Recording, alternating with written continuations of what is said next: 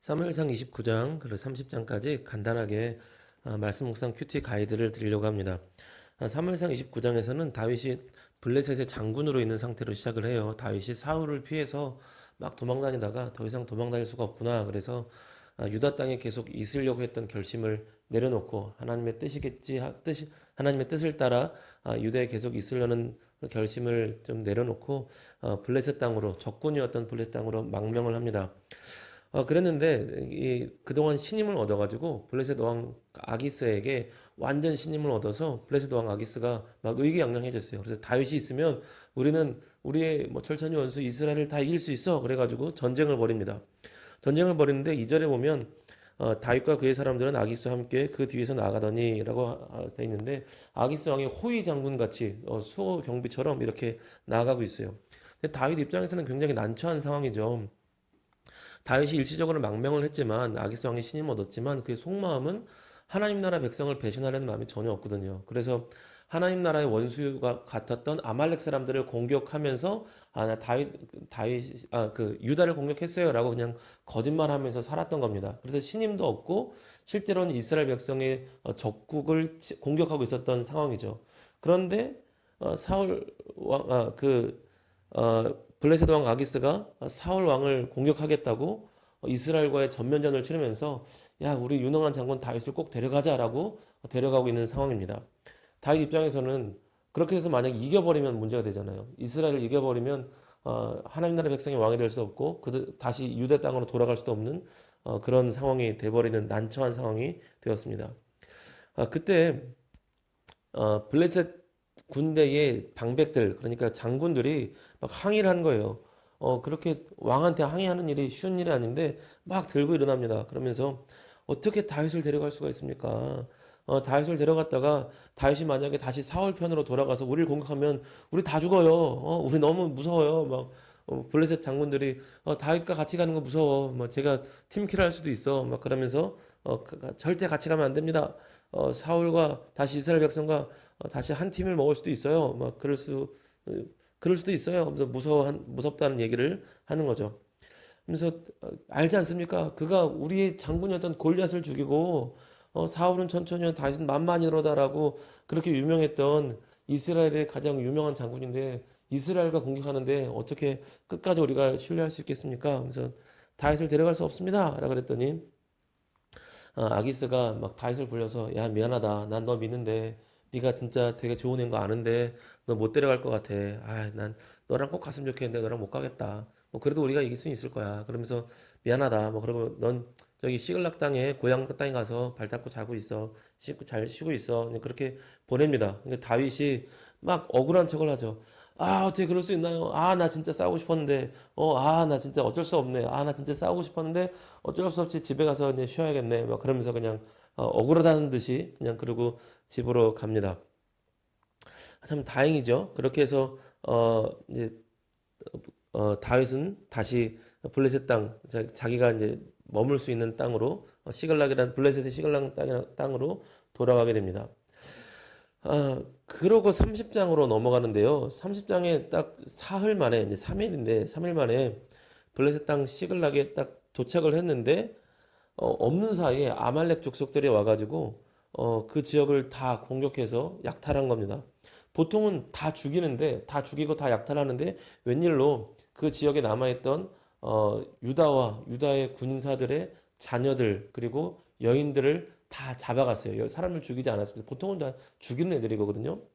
다 잡아서 재물까지 다 약탈해서 그것도 시글락뿐만 아니라 그 지역에 있던 비어 있는 지역들 블레셋 군인들이 다 비어 있으니까 막 약탈해가지고 도망을 가버린 겁니다.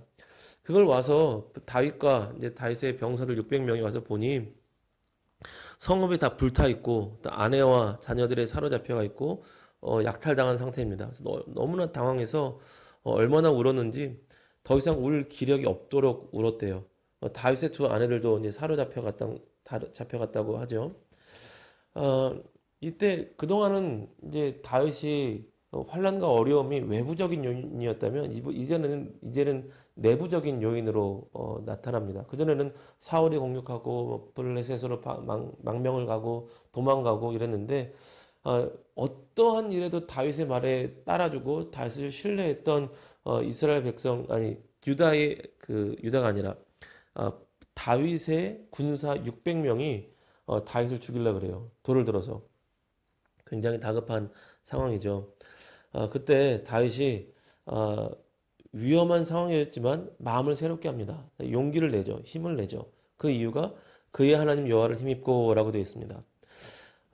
그의 하나님 다윗 입장에서는 나의 하나님 여호와를 힘입고 다시 힘을 내어서 소망을 가지고 용기를 내어서 굳건하게 섰다는 것이죠.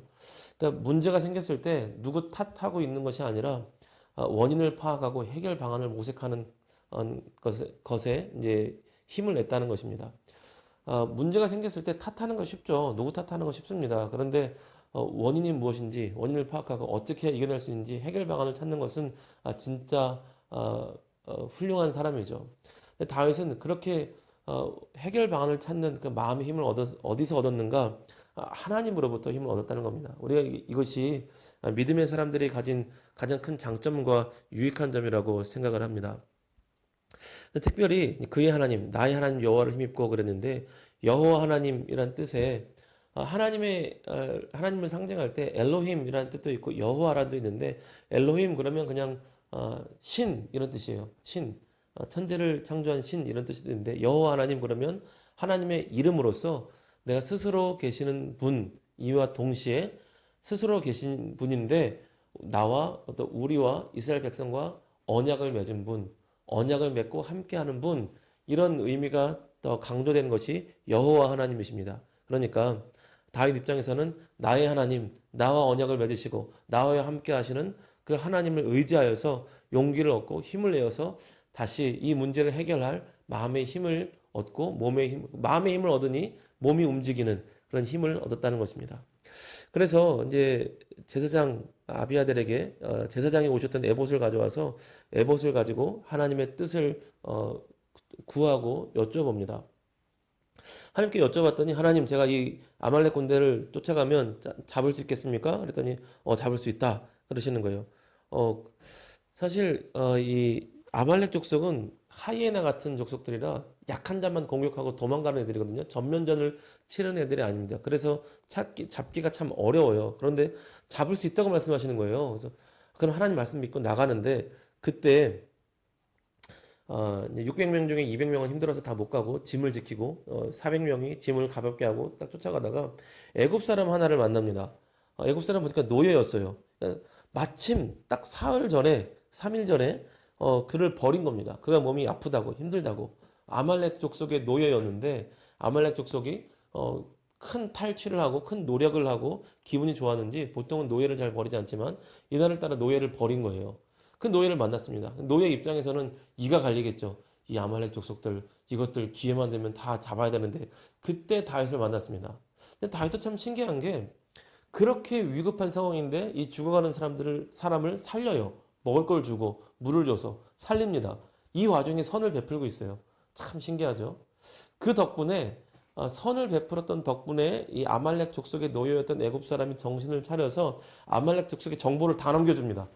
걔네 어디 있어요? 다 넘겨주는 가서 다 죽여버려! 뭐 이러면서 말이 너무 심한가? 근데 어쨌든 그렇게 정보를 다 얻습니다. 그 와중에 선을 행함으로 하나님께서 예비하신 아말렉 족속을 찾아갈 수 있는 그 힌트를 얻게 되는 거죠. 이 노예가 남아있는 게 사실 하나님께서 예비하신 힌트 아니겠습니까? 이 과정이 예기치 못한 어려운 상황들을 다 만나고 있는데 큰 그림으로 보자면 하나님께서 하나님의 왕을 하나님 나라 백성을 통치할 왕을 다듬어 가시고 훈련하고 계시는 것으로 우리가 볼 수 있죠. 그 순간은 너무나 힘든데 더 이상 울다 울 기력도 없을 만큼 큰 환난과 어려움이지만 하나님을 힘입어서 소망을 얻고 또 이렇게 하나님께서 이끄시는 힌트 하나를 발견하며 길을 가고 있는 것을 보게 됩니다. 그래서 이제 아말렉을 공격을 해요. 아말렉을 공격을 해서 거기를 뭐 당연히 이기죠. 다윗이 싸움으로는 뭐 질 사람 존재가 거의 없습니다. 그 족속이 다 뭐 이기고 아내도 찾고 재산도 찾고 어, 다 찾아온 다음에 이 재물을 뭐 쉬고 있던 200명에도 다 나눠줄 뿐만 아니라 어, 이 유다 지역으로 보냅니다. 유다 지역으로.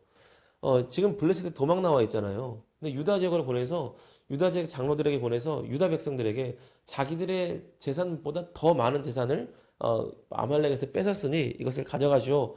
하나님 나라 원수되었던 아말렉 족속의 이 재물을 우리가 뺏었으니 유다 지파가 나눠 가지십시오 하고 유다 장로들과 그 지역에 있는 사람들에게 또 다윗이 도망가다가 멈췄던 신세를 졌던 모든 땅의 재물을 다 나눠줍니다. 이게 진짜 대단하거든요. 지금 네코가 석자잖아요. 다윗이 사울을 피해서 도망가다가 블레셋 지역에 망명했는데 이 와중에 내 고향 땅에 내가 신세됐던 사람들의 내가 사랑하는 사람들의 이스라엘 사람들에게 재물을 다 나눠주고 있다는 것이 굉장히 엄청난 일입니다. 근데 정말 정말 왕다운 면모죠. 야, 이게 진짜 이스라엘의 왕이구나. 진짜 하나님 백성의 목자로서 그 깜이 다르구나라는 것을 생각하게 됩니다. 근데 이렇게 됐던 덕분에 이제 31장을 가면 블레셋과 이스라엘의 전투에서 이스라엘이 패망을 하고 사울 왕이 죽는데 다윗에게는 명분이 생겨요. 어떤 명분이냐? 나는 사울 왕을 죽이는데 참가하지 않았다. 그러면 사울 왕을 죽이지 않는 동안 블레셋에서 편하게 먹고 놀고 있었던 거 아니냐? 아니다. 나는 아말렉을 공격해서 그 공격한 것으로 유다 백성들에게 나눠주었다라는 굉장히 귀한 명분이 생깁니다. 그래서 이 다음에는 유다 땅으로 다시 돌아가서 유다 지역의 왕으로 다윗이 세움을 받게 돼요. 하나하나를 보면 너무나 큰 환난과 어려움과 울 기력도 없을 만큼 힘이 든 상황이었지만 이 상황들이 하나하나 퍼즐 조각이 맞춰지면서 합력하여 선을 이루신 하나님 통하여서 이스라엘의 왕으로 하나님 나라의 백성의 왕으로 또 참된 선한 목자로 점점 자라가고 있으며 그 자리를 잘 잡기 위한 퍼즐 조각도 맞춰져 가고 있는 것을 보게 됩니다. 우리가 교훈을 조금 찾자면 하나님 나라 백성에게도 환난과 고난이 없는 것은 아닙니다. 울 기력이 없을 만큼 환난과 고난이 있을 수 있어요. 그러나 하나님의 백성들은 그 상황 가운데서 하나님을 힘입어 나의 하나님을 힘입어 새롭게 힘을 얻고 소망을 얻고 다시 일어날 수 있는 사람들이 하나님의 사람들이라는 것이죠. 그리고 그렇게 하나님을 의지하는 사람들에게 하나님께서 새롭게 한 걸음 한 걸음 인도해 가실 것으로 믿습니다. 또한 그 가운데 그 힘든 와중 가운데 내가 선을 베풀고 다른 사람들에게 힘없는 자에게 내가 가진 것을 조금이라도 돕는 그 선한 행실을 나타낼 때에 하나님의 계획과 연결되어서 하나님의 선하신 뜻 가운데 더욱더 귀한 하나님의 역사를 볼 수 있게 된다는 우리가 말씀으로 교훈을 받을 수 있을 것 같아요. 그래서 오늘 하루 또 열심히 살아가시고 또한 때로는 힘들어도 힘든 일 없으면 좋겠지만 힘든 일이 있다면 하나님을 힘입어서 소망을 가지시고 또한 그 가운데 우리 삶의 착한 행실로 선함으로 하나님의 영광 가운데 나아갈 수 있는 저와 여러분 되시기를 소원합니다. 감사합니다.